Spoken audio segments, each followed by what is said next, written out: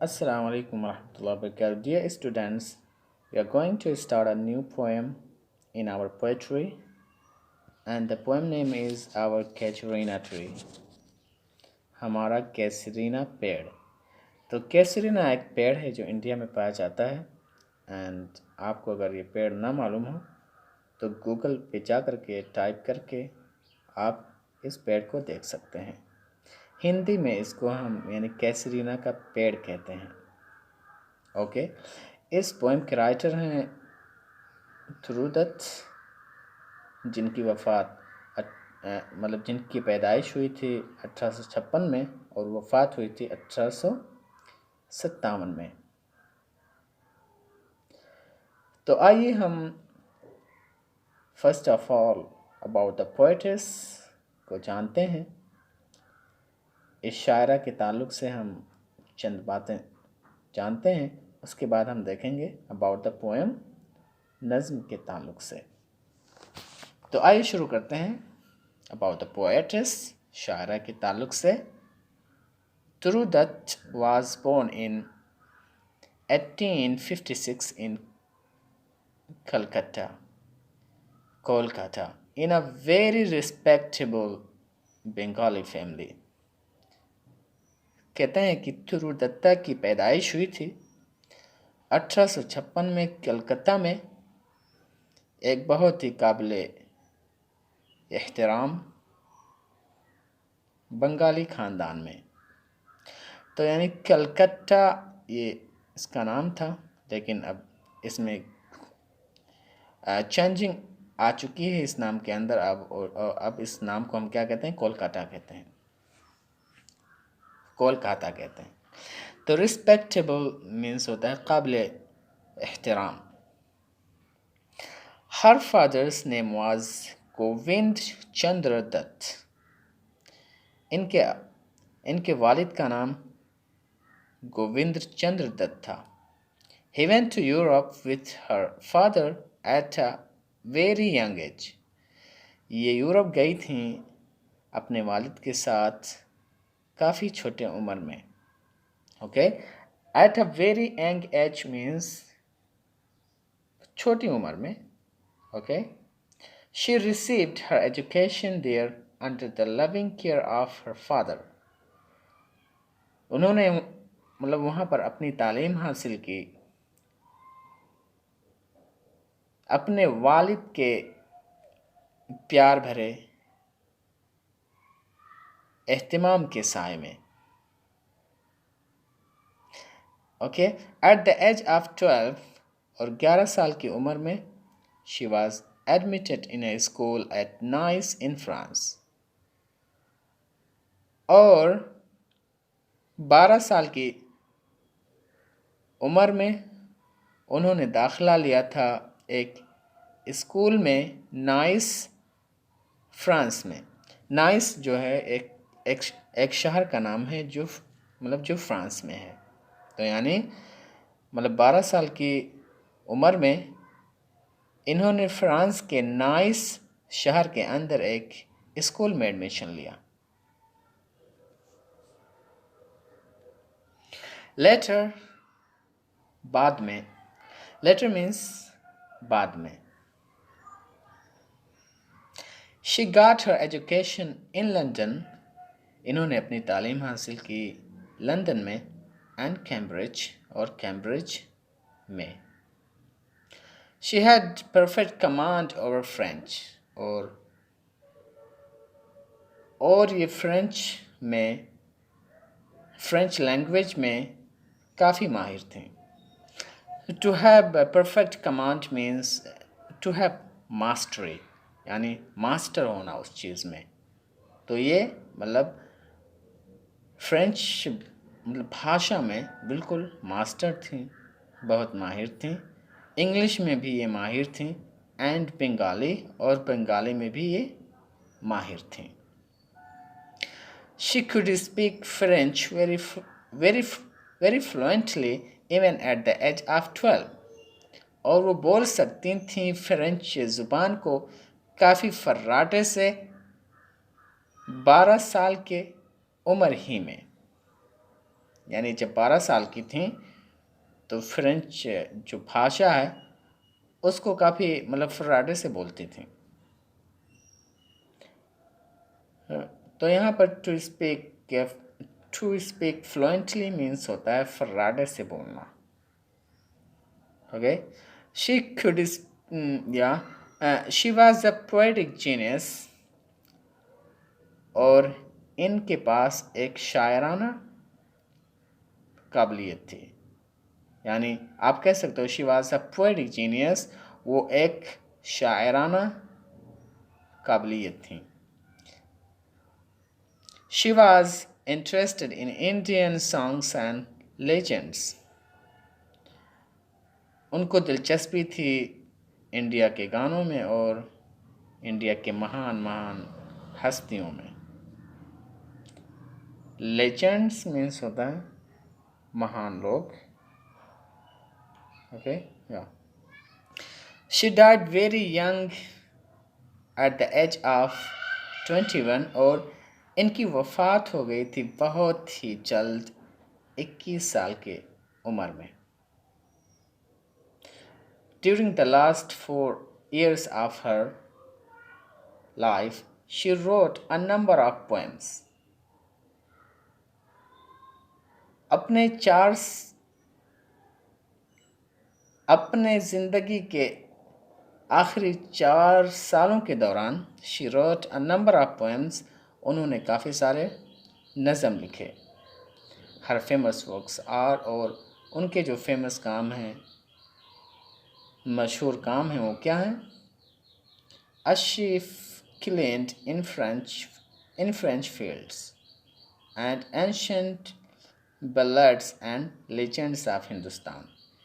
मतलब ये 2 इनकी बुक्स हैं जो कि काफ़ी फेमस हैं और इन्होंने ये अच्छा काम किया है। तो ये था हमारा इस शायरा के ताल्लुक़ से। ओके, अब आइए हम देखते हैं अबाउट द पोएम कि शेर के अंदर क्या है। About the poem, in this poem the poetess has given a vivid description of a huge and tall tree with crimson flowers hanging from its boughs and birds and bees hovering around it. Okay, in this poem, इस नज़म के अंदर the poetess has given a vivid description, शायरा ने एक वाज़ेह वस्फ को बयान किया है of a huge and tall tree, एक बड़े और लंबे पेड़ के ताल्लुक़ से, with crimson flowers, जिसमें डार्क गुलाबी फूल होते हैं, hanging from its boughs, और उसके डालियों से लटक रहे होते हैं, and birds and bees hovering around it, और चिड़ियाँ और शहद की मक्खियाँ उसके इर्द गिर्द आती जाती रहती हैं। तो यहाँ पर आपने देखा विविड मीन्स होता है वाज़ेह, एंड डिस्क्रिप्शंस मीन होता है वस्फ, ह्यूज माने होता है ज़ख़म या भारी भरकम, टाल मीन्स मतलब बड़ा, एंड क्रिम्सन्स मीन्स होता है गुलाबी फूल, हैंगिंग मीन्स लटकना, बाउज, बाउ मीन्स होता है डालियाँ या ब्रांचेस आप कह सकते हो इन एन अदर वर्ड। बीज माने होता है शहद की मक्खी, एंड हॉवरिंग मीन्स आते जाते रहना या चक्कर लगाना। तो इन दिस पोएम, इस शेर के अंदर the poetess has given a vivid description of a huge and tall tree with crimson flowers hanging, यानी शायरा ने इसके अंदर एक वाज़े वस्फ को बयान किया है एक भारी भरकम लंबे पेड़ की, जिसमें गुलाबी फूल लटक रहे होते हैं उसकी डालियों से, और चिड़ियाँ और शहद की मक्खियाँ उसके इर्द गिर्द चक्कर लगाती हैं। She loves the tree for its beauty and the human association that has been built up with it. वो प्यार करती हैं द ट्री पेड़ से फॉर इट्स ब्यूटी, उसकी खूबसूरती के लिए, एंड द ह्यूमन एसोसिएशन, और इंसानी सहयोग के खातिर that has been built up with it, जो इसके साथ मतलब जुड़ा हुआ है.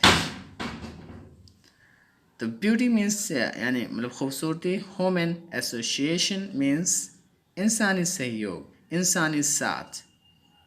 To be built up means मतलब बना हुआ होना. शी लव्स द ट्री, वो पेड़ से मोहब्बत करती हैं फॉर इट्स ब्यूटी, उसकी खूबसूरती के लिए, एंड द ह्यूमन एसोसिएशन, और इंसानी सहयोग के खातिर जो उसके साथ बना हुआ था या लगा हुआ था. The poetess used to play with her sweet little companions under its shade during her childhood. शायरा खेला करती थीं अपने खूबसूरत छोटे छोटे दोस्तों के साथ इसके पेड़ के साए में जब वो छोटी थीं. यानी अपने मतलब बचपन में वो इस पेड़ के साए के नीचे अपने खूबसूरत छोटे छोटे साथियों के साथ खेलती थीं, तो वो उस चीज़ को याद कर रही हैं. चाइल्डहुड मीन्स होता है मतलब बचपन, and used to play means मतलब खेला करती थीं. स्वीट लिटिल कंपेनियंस यानी खूबसूरत छोटे छोटे दोस्त. शेड मीन्स होता है साया, एंड ड्यूरिंग मीन्स होता है मतलब दौरान. चाइल्डहुड मीन्स होता है मतलब बचपन. The sight of the tree brings back to her mind the memories of those sweet companions whom she has lost for long. Okay, तो the sight of the tree, पेड़ का जो मतलब जो नज़ारा था वो लाता था उनके दिमाग में उन मेमोरीज़ को, उन यादगार चीज़ों को जो उनके छोटे और खूबसूरत साथियों के ताल्लुक़ से थे, जिनको वो काफ़ी समय से खो चुकी हैं. ये जब फ्रांस चली गई, इंग्लैंड चली गई, तो जब वो यानी मतलब वहाँ थी तो इस पेड़ को याद कर रही थीं और अपने दोस्तों को भी याद कर रही थीं जब वो लोग इनके साए में खेला करते थे. मेमोरीज माने होता है यादगार चीज़ें. साइट माने होता है नज़ारा. एंड ब्रिंग बैक मीन्स होता है ले करके आना, मतलब दोबारा ले करके आना. यूजुअलाइज करना, विजुअलाइज करना. या for long means for a long time, यानी जो काफ़ी समय से उन्हें खो चुकी थी. उन सारे अपने मतलब खूबसूरत दोस्तों को याद करती थीं जब वो लोग उस पेड़ के साए में खेलते थे. और जब भी इनको मतलब वो पेड़ याद आता था तो उनको सारी चीज़ें याद आती थीं. और शेर के अंदर इन्होंने इन्हीं सारी चीज़ों को एक्सप्रेस किया है, डिस्क्राइब किया है. Both the poetess as well as the tree seems to lament over the loss of those good old days and the sweet little companions of the past. शायरा और पेड़